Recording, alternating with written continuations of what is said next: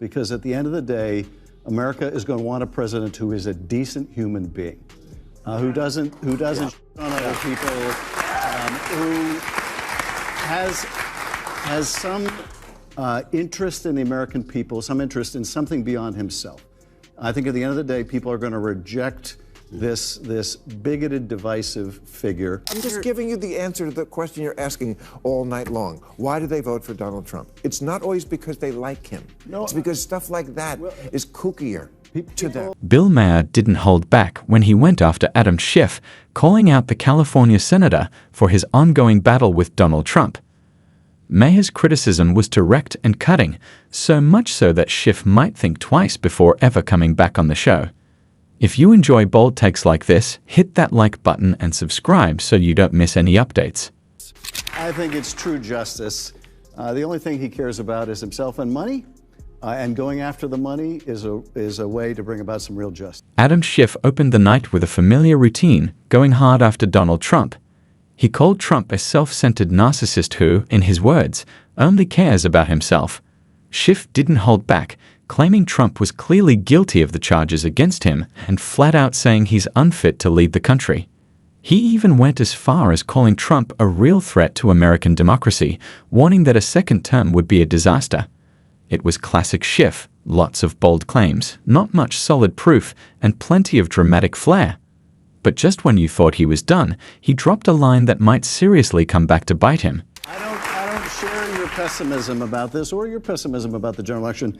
The reason why Joe Biden is going to beat Donald Trump is because at the end of the day, America is going to want a president who is a decent human being, who doesn't shit on other people, who has some interest in the American people, some interest in something beyond himself.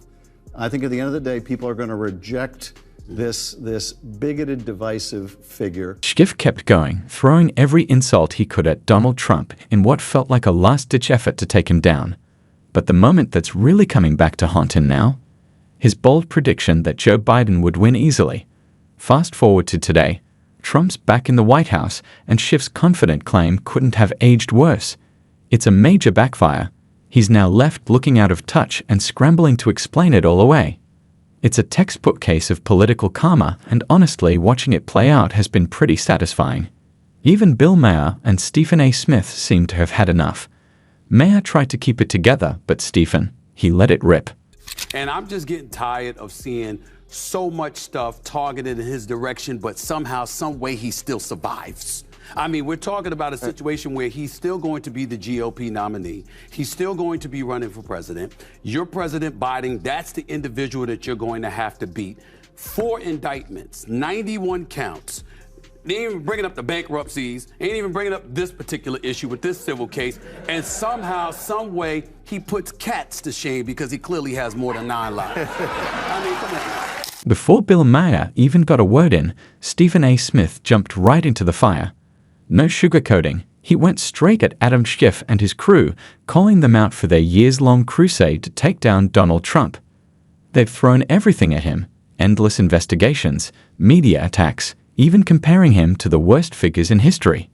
He's been called a threat to democracy, blamed for just about everything.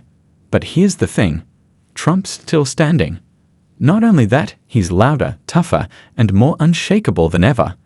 Love him or hate him, Trump has become the mystery the Democrats just can't crack. Every time they think they've taken him down, he bounces back even stronger. And just when the anti-Trump noise hit a peak, Bill Maher finally had enough. And that's when things really exploded. The Atlantic put out an article last year, and it was called "Separating Sports by Sex Doesn't Make Sense." Right. And talked about how we separate sports like the WNBA and the just because it's just socialization. This is insane. I agree. Okay. That's why people vote for Trump. Mm-hmm. Because there's stuff like that on the left that people just go, I know Trump's horrible, but separating by sports by makes perfect sense. Mm-hmm. And if you think it doesn't, you can't leave the country. Bill Maher didn't waste a second. He went straight at Adam Schiff, laying out exactly why so many Americans keep voting for Donald Trump. No sugarcoating, just the hard truth. Maher ripped into the Democrats for pushing empty policies and clinging to ideas that feel totally out of step with everyday people. In doing so, he said, they're not hurting Trump. They're helping him. One example he called out: the push to erase biological lines in sports, forcing men and women to compete in the same categories. To a lot of Americans, that wasn't progress, it was nonsense. Instead of listening to the pushback, Democrats doubled down, brushing it off as hate and ignoring real concerns. Maher's point was simple: this kind of extreme thinking doesn't win support, it pushes people away. And when voters have to choose between what feels like chaos and someone who, at the very least, seems grounded in reality, they'll go with reality. And that, he argued, is exactly why Trump keeps gaining ground. I take the opposite view. I don't think he should have given the pardons at all. Really? No, I don't think he should have, and I was vocal about that at the time. Can you refuse a pardon? That's less clear because in the case of the January 6th committee, he pardoned essentially the whole committee. Wait a minute, did Senator Adam Schiff just throw President Biden under the bus? Because that's exactly what it sounded like. Schiff, a key figure in the January 6th committee, was quietly handed a pardon, along with others from the panel who spent months pointing fingers and assigning blame over the Capitol riot. But here's the kicker: if the committee's work was solid and above board, why would Biden feel the need to issue pardons in the first place? Now Schiff's out here downplaying the whole thing, acting like the pardon wasn't necessary, basically suggesting Biden jumped the gun without saying it outright. But the message is clear. In trying to dodge the political fallout, Schiff ends up subtly criticizing the very person who just gave him cover. Classic Washington move: take the protection when it's convenient, then pretend it never happened when things get messy. Schiff might think he's playing it smart, but the cracks are showing, and you can bet the Biden team isn't loving how this looks. Bill Maher doesn't let it slide either. He calls Schiff out and slams the mainstream media for picking sides again, instead of sticking to the facts. And so the FBI came in and arrested the judge. Now, I haven't heard that. Maybe I'm wrong, but I don't think I've ever read arrested a judge. So is this significant? Well, I think I'm not going to comment on something I don't know more about than what you've just told me. You read about it too. Yeah, I mean, I read about it, but I don't know. So you don't trust anything either, and you work for the New York Times. Well, Even Brett Stephens, a columnist for the New York Times, says he can't fully trust his own paper's reporting. Let that sink in. When someone inside the newsroom starts questioning the headlines, you know something's seriously wrong. That's exactly why Donald Trump and millions of Americans have walked away from legacy media. They're tired of spin. They're tired of bias. They're looking elsewhere for real answers. Today, it feels like most major news outlets have been taken over, especially by the left. Institutions that once held power accountable now seem more interested in pushing a narrative than finding the truth. It's a tough reality. Journalism used to be the backbone of a free society. Now, too often, it feels like political theater, and every time another trusted outlet slips, it confirms what a lot of people have suspected all along. If you really want the truth, you won't find it in the echo chamber. You've got to look beyond it. Catholic schools are popular now, even with people who aren't Catholic, because it's the last place you can send your kid to get an old school education. And they just tell the kids, forget about the Jesus stuff. Just, to them, that's okay indoctrination, as opposed to some of the other indoctrination that goes on. And also, the Catholics don't put up with bullshit. They take your phone. You have to learn your P's and Q's and your grammar and all this kind of stuff. And that's what I just don't understand, that parents don't have the whip hand anymore. Not that you should actually use it. Most people remember when things really started to fall apart, when Democrats went all in on woke ideology and tossed aside basic morality and common sense. That's when the culture began to fray. Suddenly, kids were treated like the smartest people in the room, while parents, especially fathers, were made to look like outdated, clueless jokes. Just flip on any family sitcom from the last 10 years. The goofy dad, the half-capable mom, and the sharp-tongued kid who somehow knows better than both. What started as harmless comedy turned into a steady message. Entertainment shifted into activism. And what came out of it? A generation raised to think rules don't really matter, respect is old-fashioned, and discipline is something to avoid.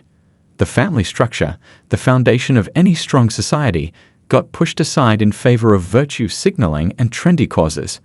And now, we're seeing the consequences. The Democrats' loss in 2024 didn't come out of nowhere. It was years in the making. Even some within their own party admitted it. This was a reckoning they never saw coming. I respect the fact that you don't share my pessimism. I truly do. I understand where you're coming from. But I think that's part of the problem. I think the Democratic Party should share my pessimism. I think they should be on high alert. I think they need to treat him with the seriousness that it deserves, because you having a lot of faith in the American people. The man did get over 74 million votes. You've got people that are looking at Joe Biden. I'm not going to call him a cognitive mess or anything like that. That's very disrespectful. I would never speak about our president that way. But when you're 82 years of age, it's not offensive to say you're no longer a spring chicken and you don't seem to have. For years, Schiff and his allies pushed a story they knew wouldn't hold, trying to convince Americans that Joe Biden was sharp enough to lead. Even as more people on both sides raised serious concerns, they kept denying what was right in front of us. They brushed it off, told us everything was fine. But it wasn't. And by the time reality cut through the spin, the damage was done. Biden wasn't the leader the moment called for, and deep down, the party knew it. So what was their backup plan? Kamala Harris. In a last-ditch attempt to hold things together, they tried to boost her image. But it backfired hard. Her approval tanked, her public appearances became running jokes, and whatever leadership they hoped for just made things worse. The so-called party of strategy was suddenly out of moves. Between pushing fringe agendas, ignoring everyday concerns, backing a struggling president, and doubling down with Kamala, they ended up alienating the very voters they once counted on. The frustration you hear from voices like Bill Maher and Stephen A. Smith isn't just commentary, it reflects a growing truth. Americans are done with the gaslighting, the blame games, and the political theater. Trump's staying power says more about the country than it does about him. People are tired of being missiled. The left tried to control the narrative, but the truth has a way of breaking through. And now, even their own side is starting to question what they've been told to believe. That wraps up today's video. If this hit home, give it a like, subscribe, and stay tuned for more Straight Talk. Thanks for watching. See you next time.